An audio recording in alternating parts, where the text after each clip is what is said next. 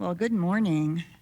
I'm Dr. Petra for those of you who are maybe new with us today, and just so happy to be celebrating Easter. I do notice that I have my slides out of order, so I'm going to quickly move through the chants that we're going to be doing during the ritual, and I'm going to get to my slides.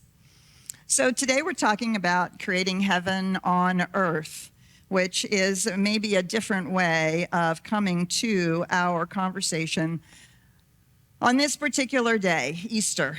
Easter, as we know, is not only celebrated in the Christian tradition, the crucifixion and the resurrection, but is also borrowed from a much older spring festival celebrating Ashtare. And so thus we have not only the story of the crucifixion and the resurrection, but we also have bunnies and Easter eggs and chicks. And so it was always a little confusing to me why we had both of these things at the same time on this particular day. And it's because there is so much more to celebrate. There are so many different ways that we can take up these ancient stories and these ancient traditions. But because today we've chosen to celebrate a metaphysical interpretation of the communion celebration, we are going to be focusing on the Easter tradition that we get from the Christian community and from the stories that we get from the New Testament and the master teacher, Jesus. So it's only been since about the 1400s in Germany, I'm sorry to say, that the focus became to be about the crucifixion. The whole conversation about the passion of Jesus and the pain and agony that the human being experienced in those moments leading up to his death. Before that, the focus was always on the resurrection. The risen Christ, the King, the one who had the power and authority to speak the word, to heal, and to create. And in both cases, it is all wrapped up in this notion that we get from the Augustinian understanding of the fall, that there is such a thing as original sin. That because of the eating of the apple of the tree of the knowledge of good and evil, somehow not only was there a sin at that moment, which of course was laid at the feet of women, not only was there sin at that moment, but it was Augustine who interpreted that as the original sinfulness of humanity, and the resurrection was in atonement for that.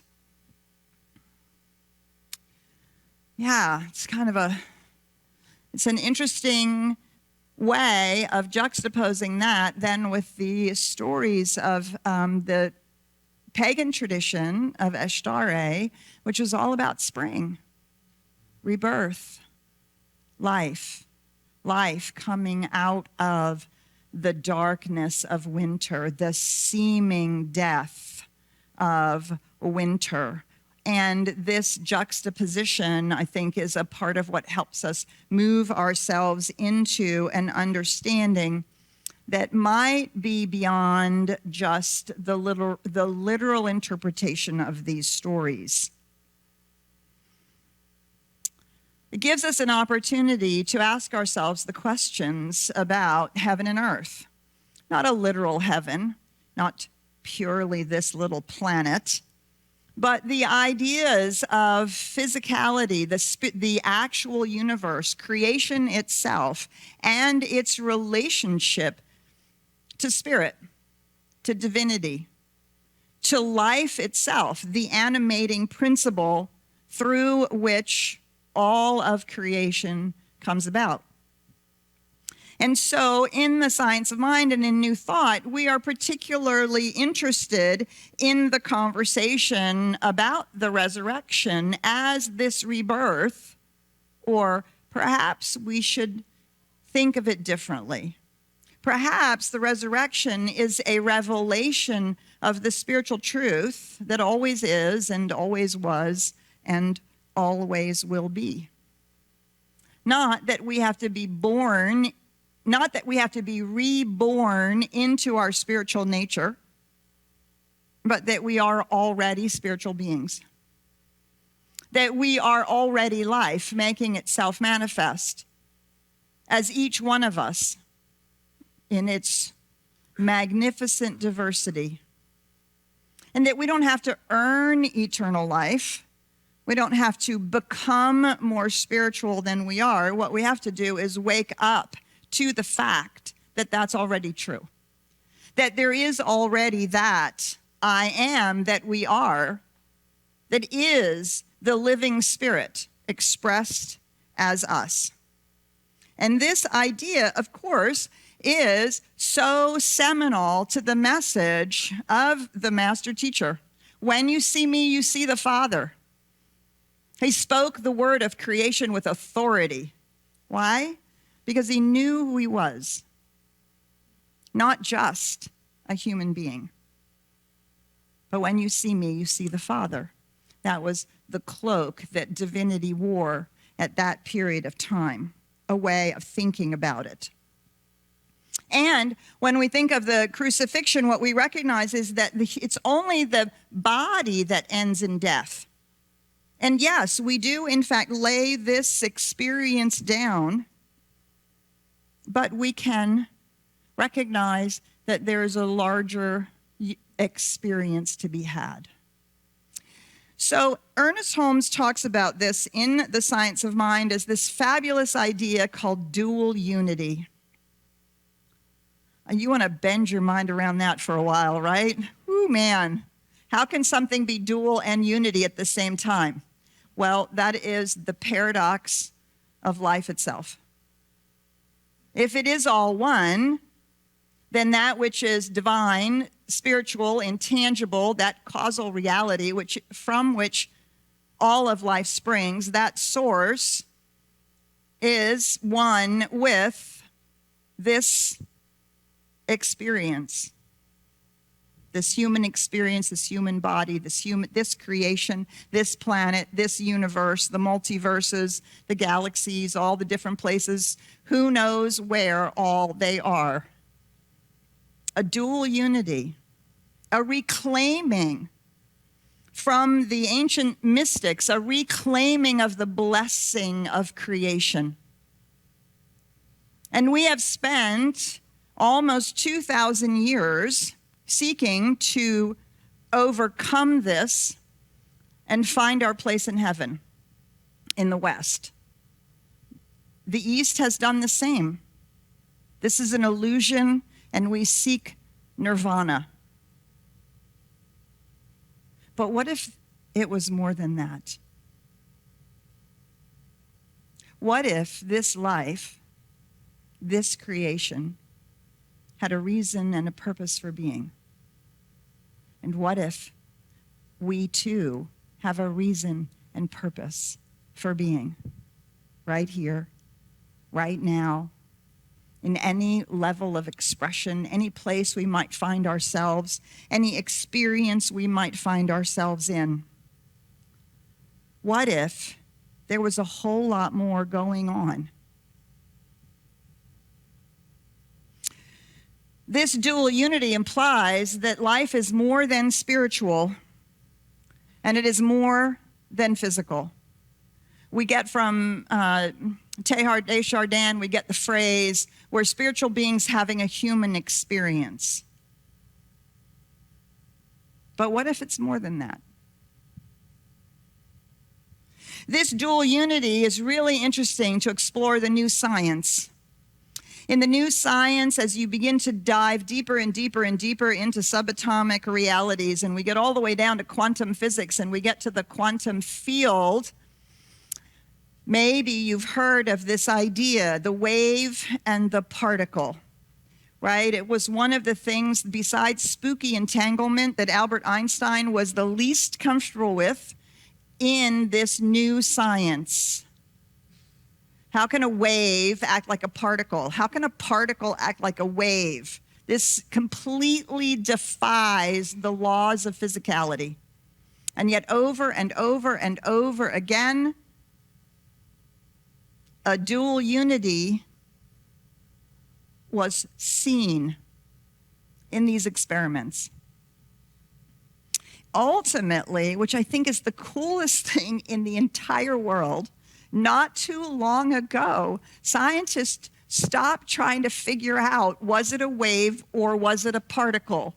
What the heck is going on? They simply surrendered, and they call it a wave particle. I love that. A wave particle, transcending duality in some extraordinary way, inviting us into this profound paradox and recognizing that either or is no longer enough. We have to move to the both and. The both and. Spirit, wave, particle, creation. Source, wave, particle, form, spirit. All the ways in which we can think of the intangible reality, and all the ways that we can think of physicality. What if it's a dual unity, not separate in any way, shape, or form, both utterly part of the whole? We talked about that this morning as we were moving through our science of mind, and it is such an extraordinary thing. What if this is actually the one making itself manifest? This is the way the one is self-realized. This is the way the divine is expressed. Right here, right now, through you, through me, through all beings everywhere, through all life, through all creation. So I don't know if you've ever explored fractals, part of this dual unity. One of the things about fractals is if you iterate mathematical equations that are trying to describe the physical reality of the universe, what you get are these extraordinary patterns. If you turn these mathematical equations into patterns. And what's so extraordinary is if you get a set of patterns and you then take a portion of the pattern and you zoom into it, and you zoom in and you zoom in and you zoom in, all of a sudden you realize that the pattern is recreated. And if you take that pattern and you zoom it into again and you get smaller and smaller and smaller and smaller, zoom in, the pattern is recreated. It's called the self-similarity of scale. Over and over and over again, whether you zoom in or zoom out, these patterns that you see that have been made in color so that you can really see them, these patterns are repeated over and over and over again. You take any one of those spirals and you dive into it or you back up from it and you see the same spirals, the same shapes over and over again. A dual unity, the microcosm and the macrocosm, reflections of each other, self-similarity of scale, the same thing in identity, almost identical, just at the next level of scale. What an extraordinary thing to imagine, to explore. So because I'm utterly enamored with this idea of dual unity and I'm completely in love with the word wave particle, I've decided to no longer think about us as spiritual beings having a human experience. I think we're spirit human. Well, they can say wave particle, we can say spirit human, right? Who's to say, right? It's not a spiritual being having a human experience as if humanity was somehow less than or less important or only a reflection, but no, a real thing, spirit human. Sometimes leaning into spirit, that truth of our being, sometimes leaning into the joy of expression, creativity. Running through the forest with my granddaughter, painting a picture, having a beautiful meal with friends, doing something amazing that changes the trajectory of humanity itself and everything in between. What if that were equally the truth and that we were spirit humans? I think if we take the stories of the crucifixion and the resurrection and we marry them to chicks and bunnies and Easter eggs, I think this is what we get. A whole new way of thinking about ourselves and about life. Being is forever becoming. Without becoming, being is static. Love is unexpressed without becoming. Life is unexpressed without things that are animate. Light doesn't exist without something that shines it. Beauty is just an idea until someone is willing to look in the mirror, paint a picture, build a new building, do something, and call it beautiful. Do you see?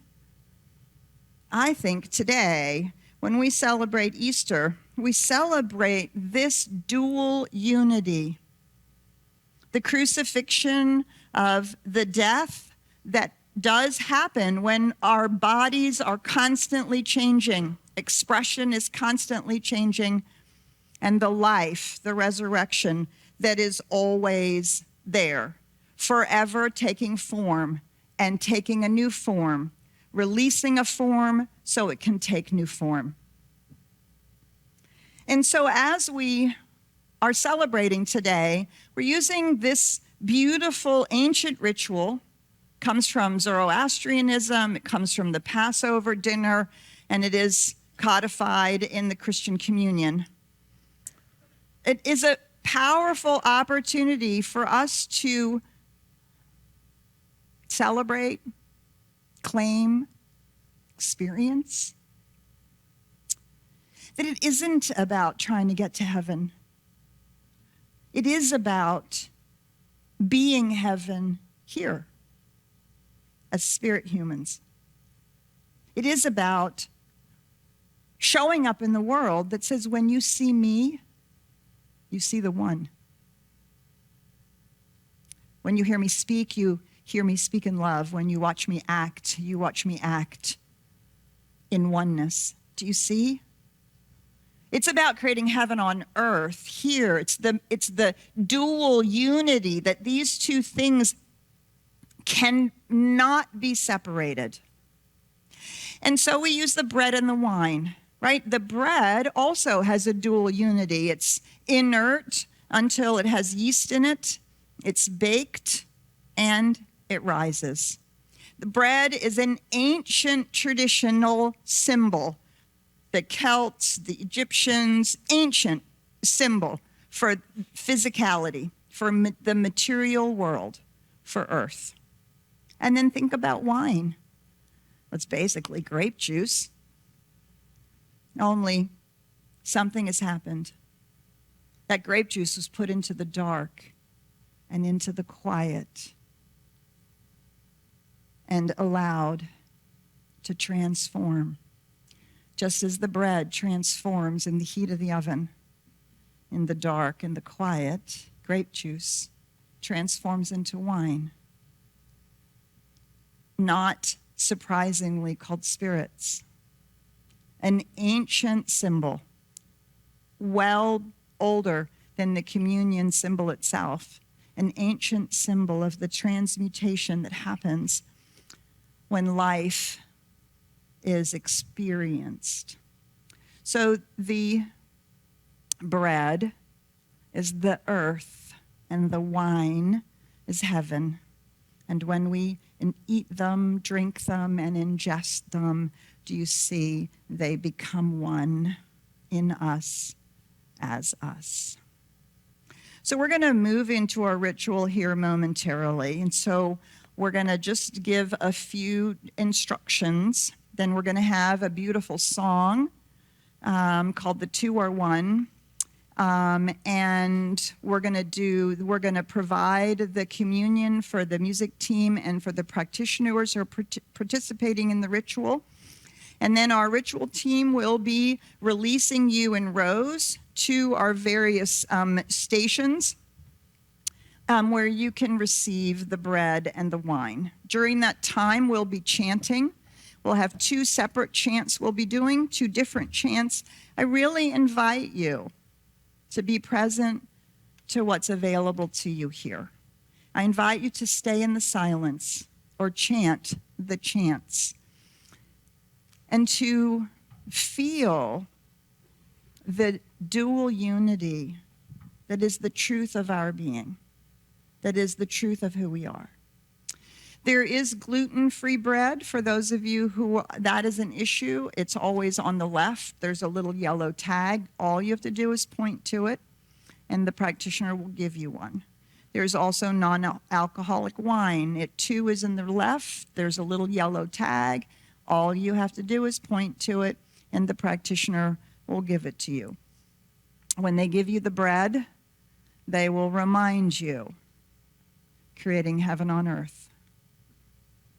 And then when they give you the wine, they will remind you, and the kingdom of heaven is within, right where you are.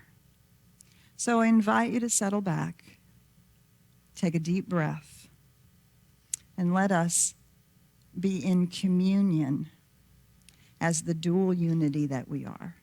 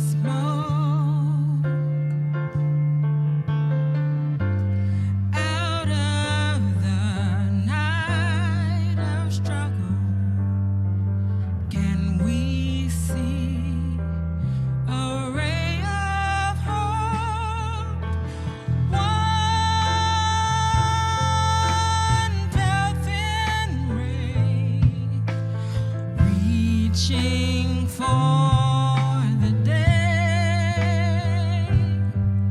we can build a beautiful city. Yes, we can. Yes, we can. We can build a beautiful city, not a city of angels, but we can build a city of men.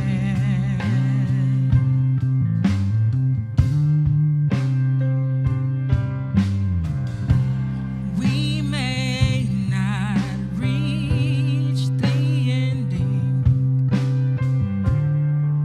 but we can start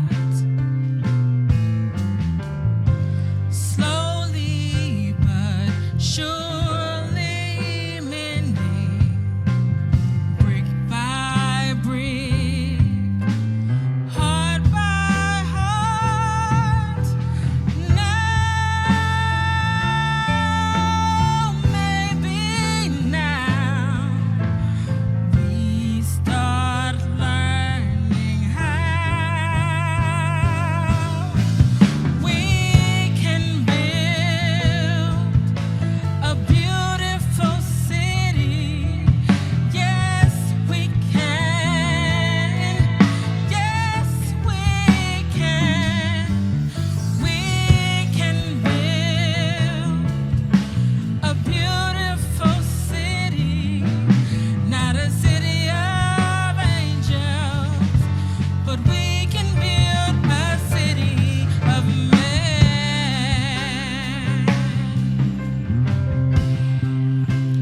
When your trust is all but shattered, when your faith is all but killed, you can give up bitter and battered, or you can slowly start to build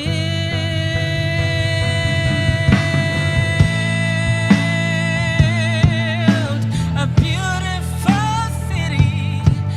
Yes, we can. Yes, we can. We can build a beautiful city, not a city of angels, but finally a city of men.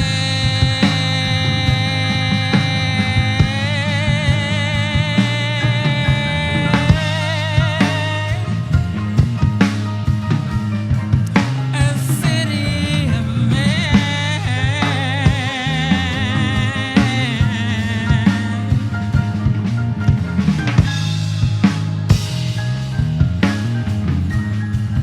A city of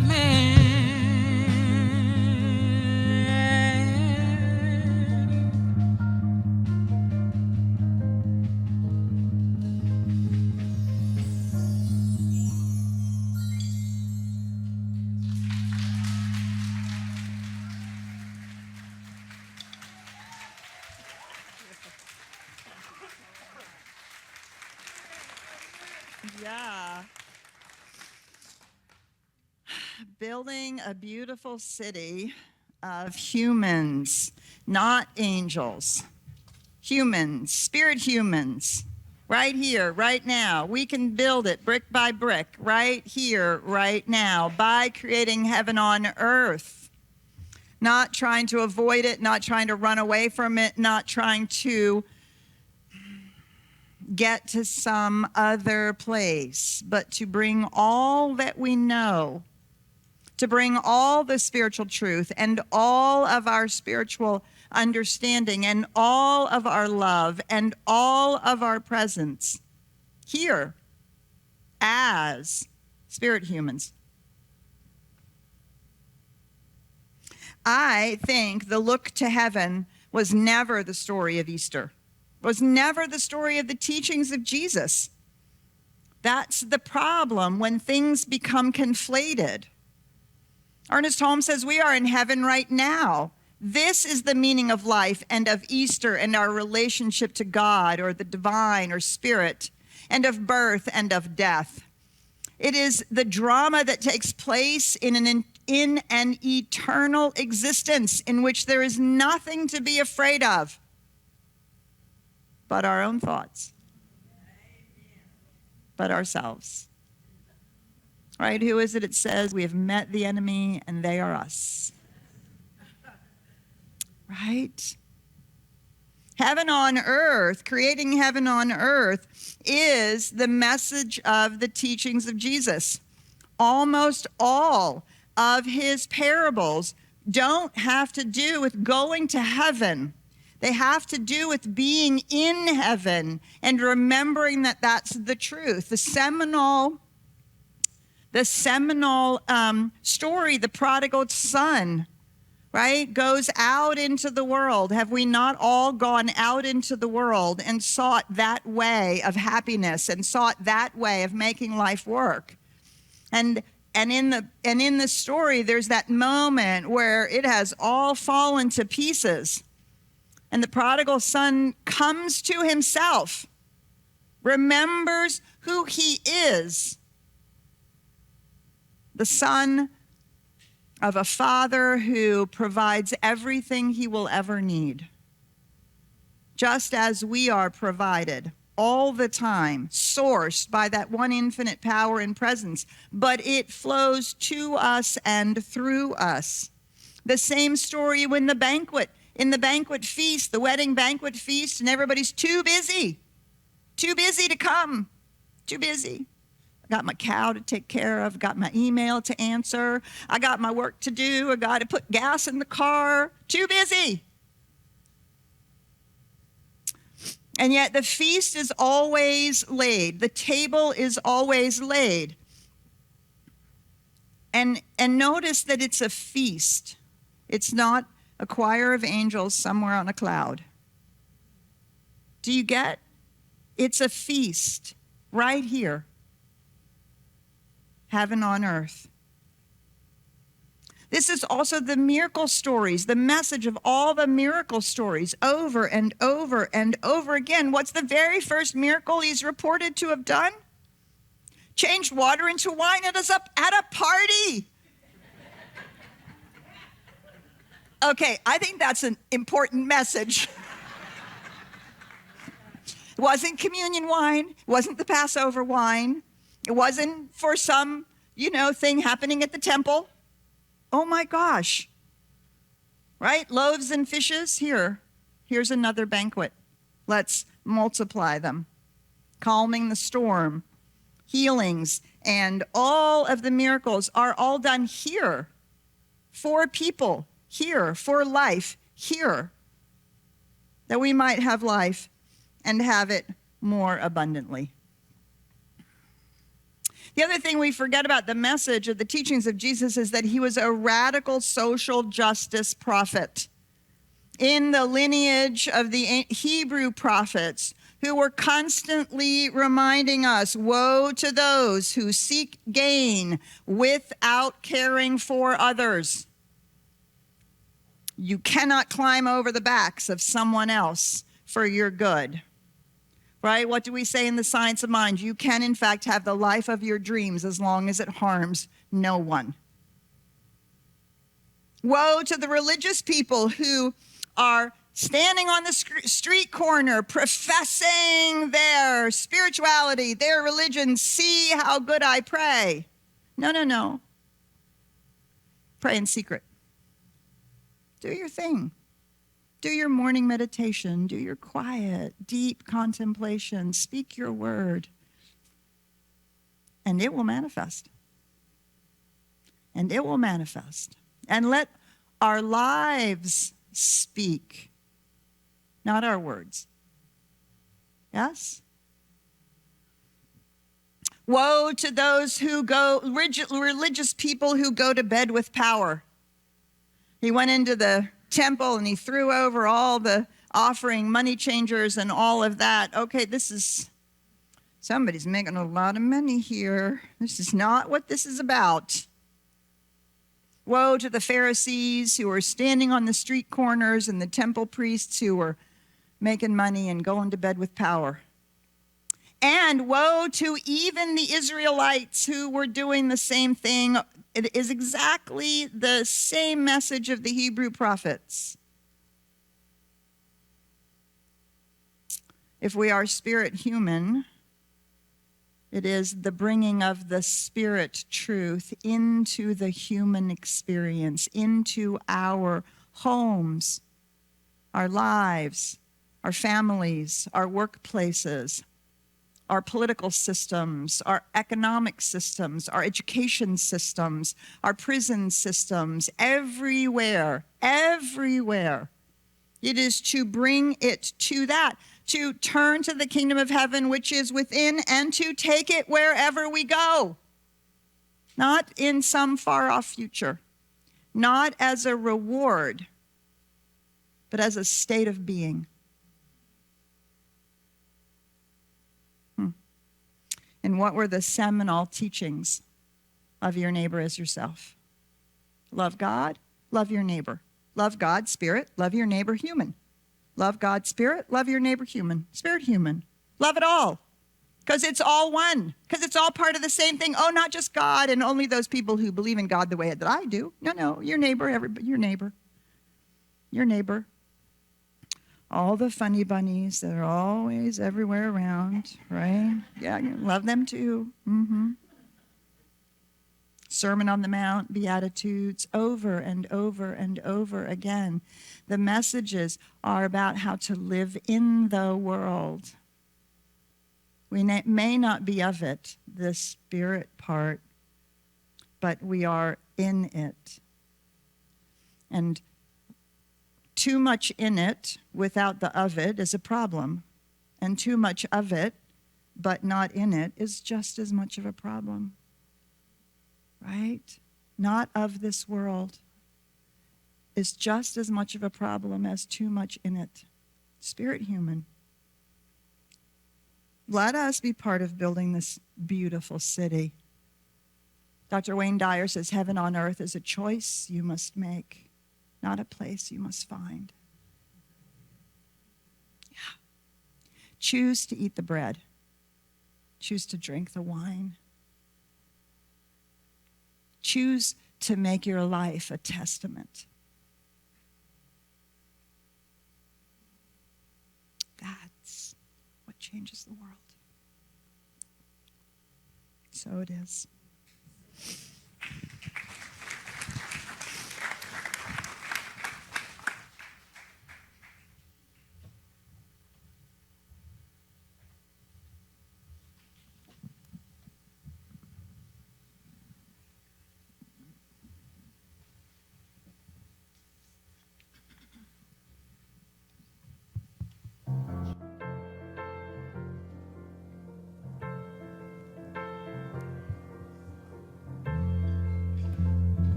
Day by day,